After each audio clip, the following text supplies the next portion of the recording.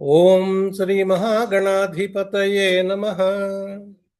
ఓం శ్రీ గురుభ్యో నమః. ఓం శ్రీమాత్రే నమః. వాగర్ధావివ సంపృక్తౌ వాగర్ధ ప్రతిపత్తయే జగతః పితరౌ వందే పార్వతీ పరమేశ్వరౌ. హ్రీంకారాసనగర్భితానలశిఖాం సౌః క్లీం కళాం బిభ్రతీం సౌవర్ణాంబరధారిణీం వరసుధాధౌతాం త్రినేత్రోజ్వలాం వందే పుస్తకపాశమంకుశధరాం స్రగ్భూషితాం ఉజ్వలాం త్వాం గౌరీం త్రిపురాం పరాత్పరకళాం శ్రీచక్ర సంచారిణి. అవిద్యానామంతస్తిమిరమిహిరద్వీపనగరీ జడానాం చైతన్యస్తబకమకరందశ్రుతిజరీ దరిద్రాణాం చింతామణిగుణనికా జన్మజలధౌ నిమగ్నానాం దంష్ట్రామురరిపు వరాహస్య భవతి. శరజ్యోత్స్నా శుద్ధాం శశియుతజటాజూటమకుటాం వరత్రాసత్రాణస్ఫటికఘటికపుస్తకకరాం సకృన్నత్వా నత్వా కథమిహ సతాం సన్నిదధతే మధుక్షీరద్రాక్ష మధురిమధురీణాః శివశక్త్యా యుక్తో యది భవతి శక్తః ప్రభవితుం న చేదేవం దేవో న ఖలు కుశలు స్పందితుమపి అతస్త్వామారాధ్యే హరిహర విరించాదిభిరపి ప్రణంతుం స్తోతుం వా కథమకృత పుణ్య ప్రభవతి. ఓం శాంతి శాంతి శాంతి. స్వాధ్యాయ తరగతులకు విచ్చేసినటువంటి మీ అందరికీ, ఆత్మీయ అతిథులందరికీ స్వాగతం. కాళిదాస మహాకవి కృత దేవీ నవరత్నమాలికా స్తోత్ర స్వాధ్యాయం మనం చేసుకుంటూ ఉన్నాం. మహాకవి కాళిదాసు అద్భుతమైనటువంటి సాధన ద్వారా మాతంగి మాత అనుగ్రహాన్ని పరిపూర్ణంగా పొంది జీవితాన్ని సుసంపన్నం చేసుకున్నాడు. అలాంటి మహానుభావుడు చేత రచించబడినటువంటి ఈ దేవీ నవరత్న మాలికా స్తోత్రాన్ని మనం చదువుకోగలగటం నిజంగా అదృష్టం. ముందుగా అంతకు ముందు చెప్పుకున్నటువంటి శ్లోకాలు ఒకసారి చదువుకుని తర్వాత ఈరోజు శ్లోకంలోకి వెళ్దాం. ఓంకార పంజర సుఖీ ఉపనిషదుద్యాన కేళికలకంఠీం ఆగమ విపిన మయూరీం ఆర్యామంతర్విభావయే గౌరీం దయమాన దీర్ఘనయనాం దేశిక రూపేణ దర్శితాభ్యుదయాం వామకుచ నిహిత వీణాం పరమావరదాం సంగీత మాతృకాం వందే.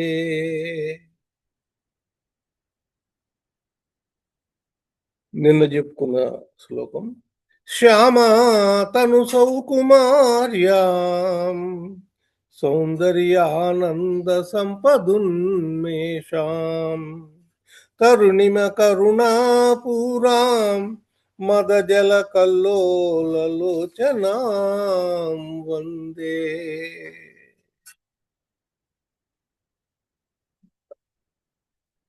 ఈరోజు శ్లోకం. నఖముఖరిత వీణానాద రసాస్వాదన నవనవోల్లాసం ముఖం నంబ మోదయతు మాం ముక్తాతాటంక ముగ్ధహసితం తే. నఖముఖరిత వీణానాద రసాస్వాదన నవనవోల్లాసం ముఖమంబ మోదయతు మాం ముక్తతాటంక ముగ్ధహసితం తే. నిన్న చూసినటువంటి శ్లోకం మళ్ళీ ఒకసారి చూస్తే, శ్యామాతను సౌకుమార్యాం సౌందర్యానంద సంపదున్మేషాం తరుణిమ కరుణాపూరాం మదజల కల్లోలలోచనాం వందే. అమ్మవారు శ్యామాం అని చెప్పారు. శ్యామాం అంటే ఏ రంగు అనేటువంటి వివాదం లేకుండా కాళిదాసు చోటు చెప్తారు. నిగనిగ మెరిసేటువంటి మినుముల ఛాయటండి. ఆ మినుములు ఒక మెరుపు ఉంటుంది. ఆ మెరుపు నలుపుతో కూడిన ఆకుపచ్చ తనం ఉంటుంది. ఎక్కడో ఆకుపచ్చ కనబడుతుంది, నలుపు కనబడుతుంది.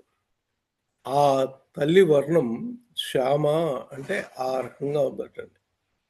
శ్యామ తను సౌకుమార్యా. అమ్మవారికి రూపం ఏంటండి?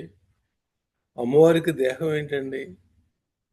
అమ్మవారికి దేహం లేదు, నిర్గుణం, నిరాకారం.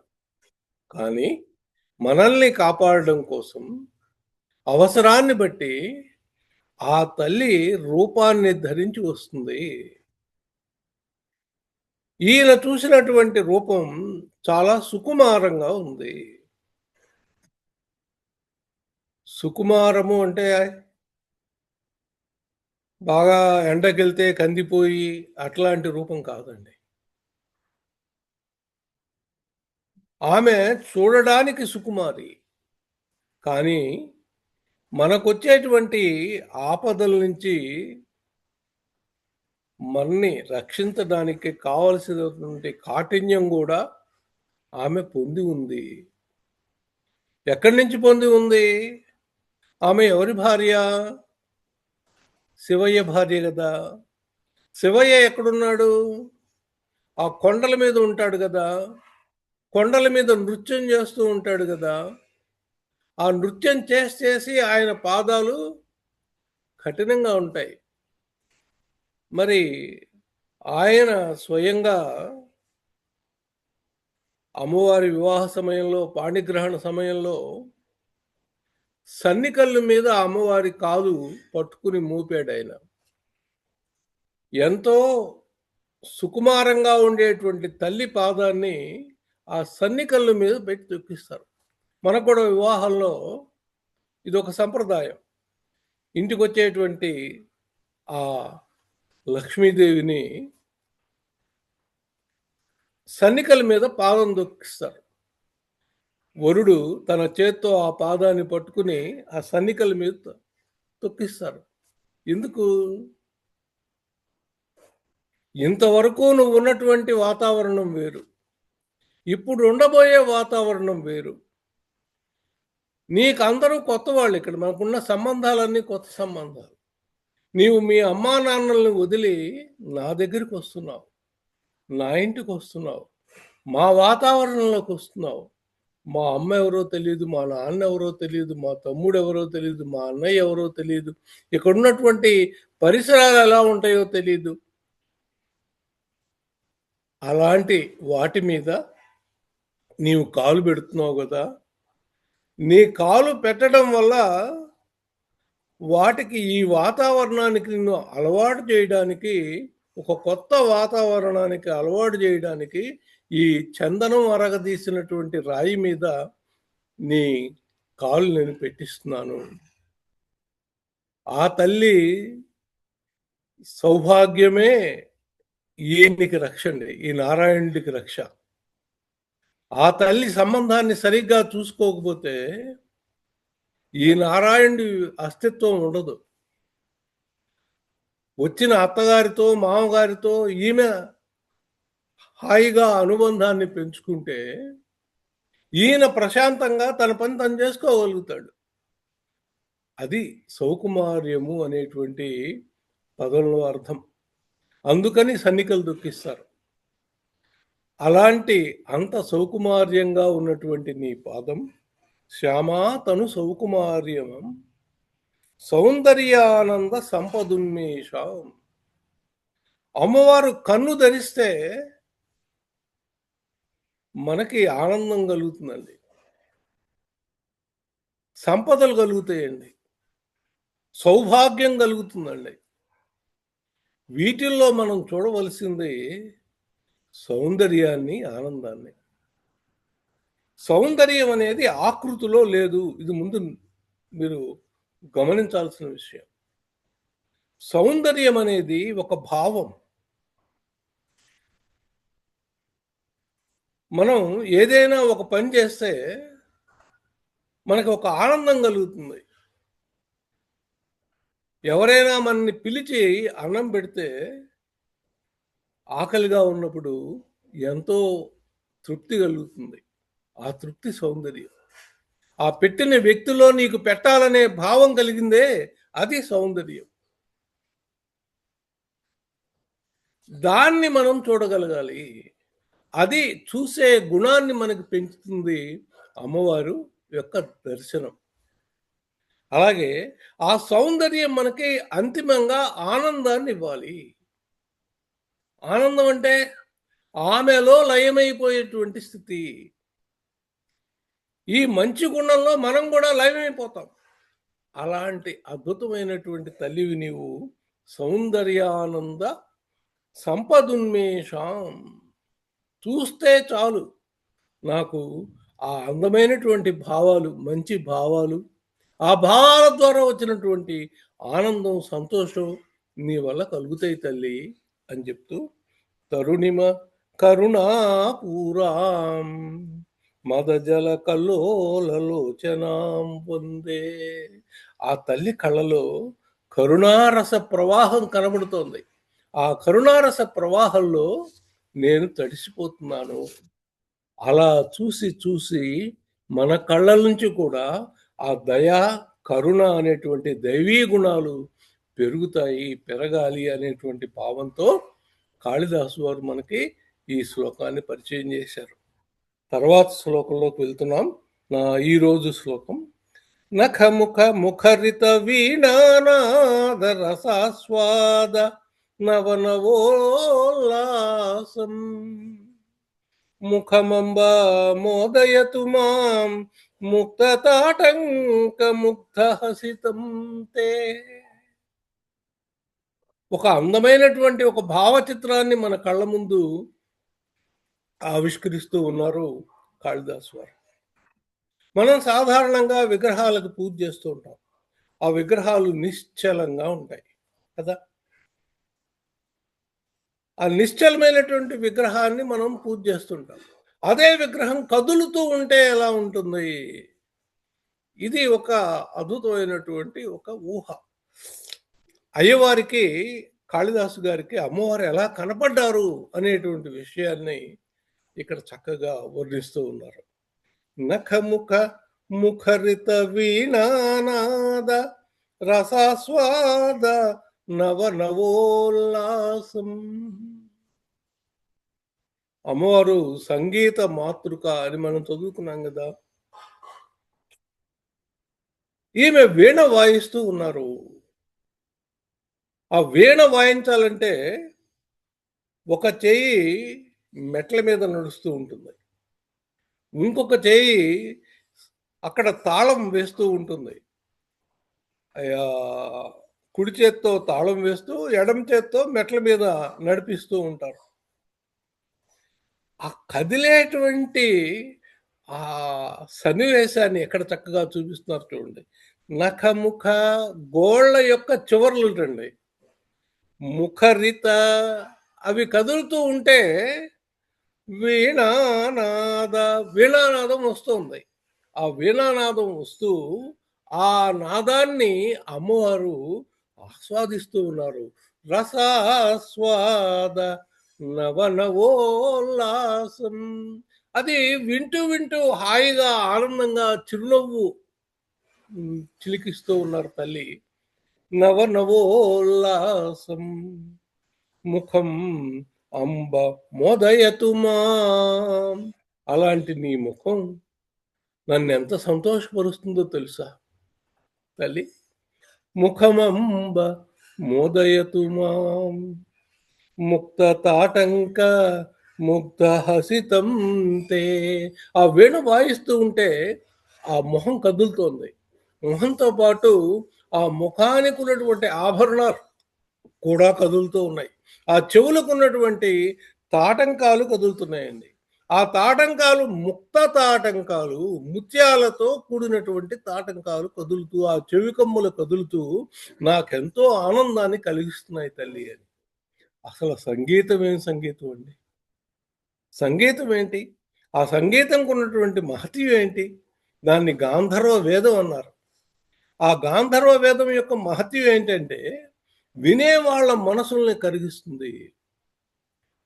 ఒక కవిత్వం గానియండి, ఒక పాట గానియండి, ఒక వీణానాదం గానియండి, దానికున్న గుణం ఏంటంటే, మనలో ఉన్నటువంటి భగవంతుణ్ణి పలకరిస్తాయండి. ఒక చక్కటి గాయకుడు ఒక మంచి పాట పాడితే మన మనసు ఆనందంగా అనిపిస్తుంది. ఆనందం అంటే ఏంటి? మన మనసులో ఉన్నటువంటి ఆ భగవంతుడు ఎవరైతే ఉన్నారో, ఆ గాయకుడి సంగీతంలో ఉన్నటువంటి భగవంతుడితో ఐక్యం చెందటమే దాని యొక్క లక్షణం. అదే తన్మయత్వం కదా! మనం బాలసుబ్రహ్మణ్యం గారు పాట పాడుతుంటే ఎంత హాయిగా ఉంటుందో అండి అంటారు. ఏంటా హాయి? హాయి అంటే మనలో ఉన్న భగవంతుడు, ఆ పాట పాడే గాయకుల్లో ఉన్న భగవంతుడితో మమేకమైపోవడాన్ని, ఆ పాటలో కలిసిపోవడాన్నే తన్మయత్వం అంటారు. ఒక మంచి కవి తన కవిత్వం రాశాడు. ఆ కవిత్వం ఎవరి కోసం? ఆయన కోసం. నిజమే. ఆయన కోసం మాత్రమే కాదు, ఎవరు చదువుతారో వాళ్ళ మనసుల్లో ఉన్నటువంటి భగవంతుడు కూడా సంతోషించాలనే ఉద్దేశంతో రాస్తాడు. దాన్ని ఆ విధంగా ఆస్వాదించగలిగితే మనం యాంత్రికమైనటువంటి జీవనాన్ని బతకడం కంటే హాయిగా జీవితాన్ని గడిపేయగలుగుతాం. మనకి శరీరానికి పోషణ అన్నం అండి. మనసుకి కూడా పోషణ కావాలి. ఆ మనసుకు పోషణ ఎక్కడి నుంచి వస్తుంది? ఆనందం నుంచి వస్తుంది. ఈ ఆనందం ఎక్కడి నుంచి వస్తుంది? ఆనందించే గుణంలోంచి వస్తుంది. ఆనందించే గుణంలోంచి వస్తుంది. ఈ ఆనందించే గుణం లేకపోతే యాంత్రికత, యాంత్రికత మెకానిక్ లైఫ్ అయిపోతుంది. ఏముందండి ఎప్పుడు అదే లేవడం, అదే వెళ్ళడం, అదే పని, అదే ఆఫీసు అని మనం అనుకుంటూ ఉంటాం. లేదా పొద్దున్న లేస్తే సాయంత్రం దాకా అదే వంట, అదే తినడం, ఇదే జీవితం, ఏం చచ్చిపోతున్నాం అని అనుకుంటూ ఉంటాం. కానీ కాదు. ఆ వండటంలో ఉన్నటువంటి ఆనందం. తను వండింది పక్కవాళ్ళు తిని ఆనందపడితే నిజమైన ఆనందం అక్కడుంటుంది. ఇది ఒక మహాయజ్ఞం అండి. మన మాతృమూర్తులకు ఉన్నటువంటి మహదవకాశం ఏంటంటే, వాళ్ళు నిత్యాగ్నిహోత్రం చేస్తూ ఉంటారు. పురుష మహారాజులు నిత్యాగ్నిహోత్రం చేస్తారో లేదో తెలీదు గాని, ఈ మహాలక్ష్ములు నిత్యాగ్నిహోత్రం చేయాల్సిందే. వాళ్ళ అగ్నిహోత్రం వెలిగించందే మనకి అన్నం లేదు కదా! వాళ్ళు దాన్ని ఒక పవిత్రమైనటువంటి కార్యంగా భావించి, నేను చేసిన వంట వల్ల వీళ్ళందరూ తిని సంతోషపడితే నాకు ఆనందం అనుకుంటే, ఎంతో ఆనందంతో అది ప్రతిరోజు కొత్తగా నవనవోల్లాసం కనబడుతూ ఉంటుంది. లేదంటే యాంత్రికత కనపడుతూ ఉంటుంది. ఈ యాంత్రికత పోవాలంటే ఈ గాంధర్వ వేదం చాలా ఉపయోగపడుతుంది. ఈ గాంధర్వ వేదానికి ఎంత శక్తి ఉందో అండి. హరినారాయణ గారని ఒక సంగీత విద్వాంసులు వారు ఉండేవారు. వారు ఒక రోజున ఒక తోటలోకి వెళ్ళి కూర్చున్నారు. ఆ తోట మైసూరు మహారాజా గారి తోట అటండి. ఆయనకి తెలియదు, వెళ్ళి కూర్చున్నారు. కూర్చుని ఏదో ధ్యానం చేసుకుంటూ ఉన్నారు. గొప్ప సంగీత విద్వాంసులు. ఆ రాజుగారి పిల్లలు, ఇద్దరు ఆడపిల్లలు అక్కడ పూలు కోసుకుంటూ ఉన్నారు. వాళ్ళు ఉన్నట్టుండి పరిగెత్తుకుంటూ వచ్చారు. భయపడుతూ వచ్చారు. రొప్పుతూ ఉన్నారు. అక్కడ ఈయన చూసి వాళ్ళకి కాస్త ధైర్యం కలిగింది. ఈయన కళ్ళు తెచ్చారు. ఏంటమ్మా పరిగెడుతున్నారని. అక్కడ ఒక పెద్ద పాము ఉందండి. ఆ పాము పరిగెత్తుకుంటూ మా వెనకాల వస్తుంది అని చెప్పారు. ఆయన కళ్ళు తెరిచి చూశాడు. చూస్తే వాళ్ళ వెనకాల నుంచి వస్తుంది ఒక 7 అడుగుల పొడుగున్నటువంటి నల్ల తాచు. ఎప్పుడైతే వీళ్ళిద్దరిని అక్కడ ఆగడం చూసిందో, పక్కన ఈయన చూసిందో, వెంటనే పడగలేపి నుంచుందటండి. అప్పుడు ఆయన ఏమి చేస్తాడు? ఆయన గాయకుడు కదా. పున్నాగరవాళి అనేటువంటి ఒక రాగంలో ఒక పాట పాడాడు. ఆ పున్నాగవరాళి అనేటువంటి రాగం వింటూనే పాము ఆట ఆడడం మొదలెట్టింది. శిశుర్వేత్తి పశుర్వేత్తి వేత్తిగాన రసం ఫణి అని కదా. ఆ పాట వింటూనే ఆ పాము ఆడడం మొదలెట్టింది. పాడుతూ ఉన్నాడు ఆ పాట. ఎంతసేపు ఆ రాగం పాడగలుగుతాడు ఆయన? ఆ రాగం పాడినంతసేపు అది అలా ఉంటుంది. ప్రశాంత చిత్తంతో దాన్ని వింటూ హాయిగా మైమర్చిపోయి ఉంది. అది ఎంతసేపు ఉండగలడు ఆయన? ఈ పిల్లలు ఆపితే అది వచ్చి వీళ్ళని కాటేస్తుంది. కాబట్టి ఆయన మళ్ళీ దానికి ఏదైనా సరే దాన్ని వెళ్ళిపోయేటట్టు చేయాలి కదా. దానికోసం ఆయన గరుడ ధ్వని రాగంలో ఒక పాఠం అందుకున్నట్ట.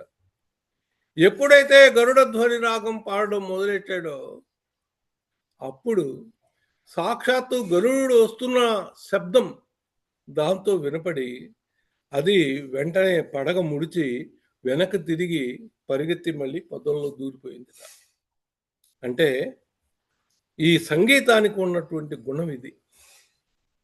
ఈ పిల్లలిద్దరూ పరిగెత్తుకుంటూ వెళ్ళి రాజుగారికి చెప్పారు.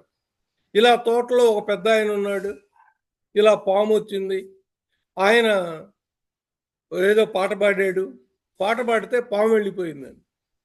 ఆ మైసూరు మహారాజు గారికి ఆశ్చర్యం వేసింది. పాట పాడితే పాము వెళ్ళిపోవడం, ఇది ఎలా సంభవం అని పరిగెత్తుకుంటూ ఆయన వచ్చి అక్కడున్నటువంటి ఆయన్ని హరినారాయణ గారిని చూసి ఆయన నమస్కారం పెట్టి ఆయన్ని తన ఆస్థానంలో సంగీత విద్వాంసుడిగా పెట్టుకున్నారు. ఇలాంటిదే మరొక విశేషం ఉంది. ఇది ముత్తుస్వామి దీక్షిత్ వారి సంబంధించింది. ముత్తుస్వామి దీక్షిత్ వారు శ్రీచక్రోపాసకులు. చక్కటి నాదాన్ని ఉపాసన చేసినటువంటి వారు. ఉన్న రాగాలన్నింటినీ కూడా చక్కగా అవపోసన పట్టినటువంటి వారు.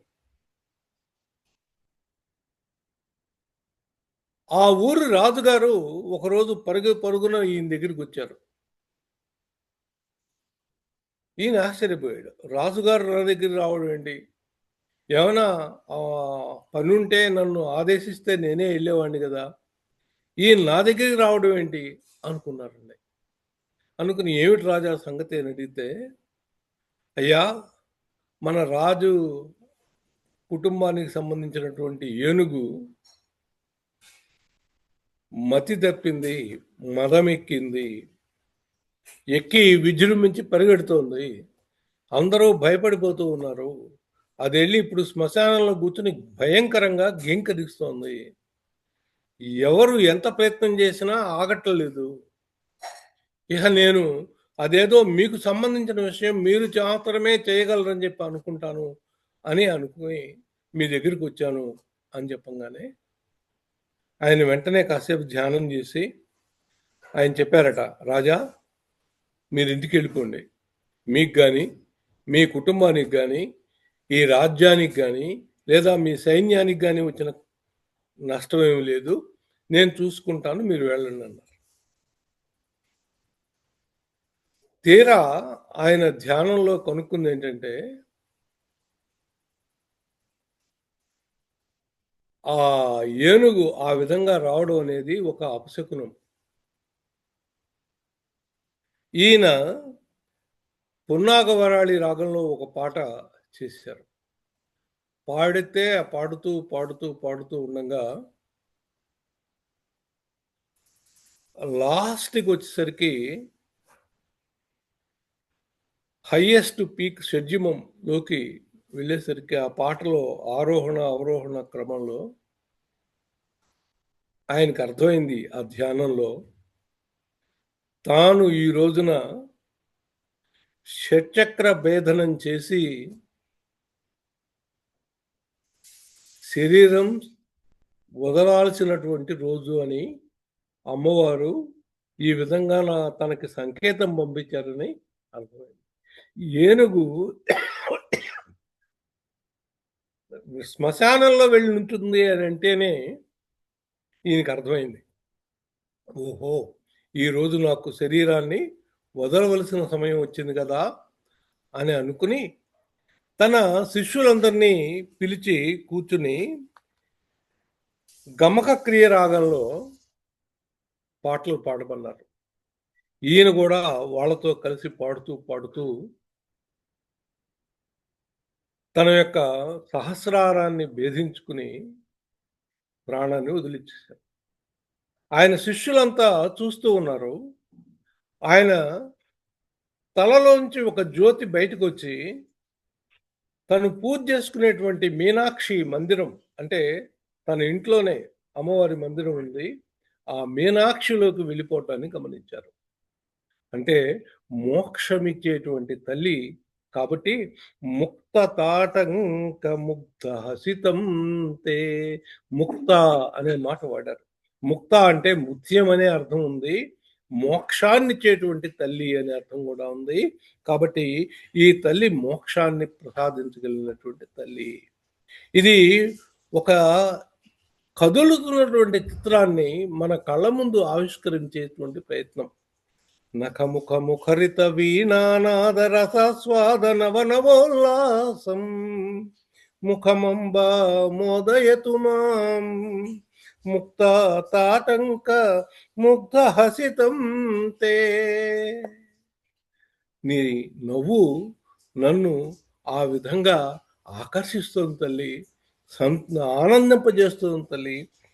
ముఖమంబ మోదయతు మాం. ఈ నాలుగో పంక్తికెళ్ళేదాకా కూడా ఆగలేదు. మధ్యలోనే చెప్పేశారు. ఏమని? నీ ముఖం చూస్తే నాకు ఆనందం వేస్తుంది. ముక్త తాటంక ముగ్ధ హసితం తే. హసితము అంటే మొలక, నవ్వు, పెదాల మీద మొలిచినటువంటి నవ్వు అనమాట. మొలకగా ఉన్నటువంటి నవ్వు. మరీ పెద్దగా నవ్విన నవ్వు కాదనమాట. పెదాలు విడకుండా నవ్వుతారు చూడండి, దాన్ని హసితము అంటారు. ఆ తల్లి ఆ వీణ మీద వాయిస్తూ, ఆ పాటని వింటూ, ఆ ఆనందంలో మునిగిపోయి తనలో తాను నవ్వుకుంటోందట. ఆ నవ్వుకునేటువంటి దృశ్యాన్ని మన కళ్ళ ముందు ఆ తల్లిని ఆవిష్కరించినటువంటి కాళిదాసు గారికి నమస్కారాలు చెప్పుకుంటూ, ఈరోజు ఈ కార్యక్రమాన్ని సుసంపన్నం చేసుకున్నాం. స్వస్తి ప్రజాభ్యః పరిపాలయంతాం న్యాయేన మార్గేణ మహిమహీషాః గోబ్రాహ్మణేభ్యः శుభమస్తు నిత్యం లోకాः సమస్తాः సుఖినో భవంతు లోకాः సమస్తాः సుఖినో భవంతు లోకాः సమస్తాः సుఖినో భవంతు. ఓం శాంతి శాంతి శాంతి.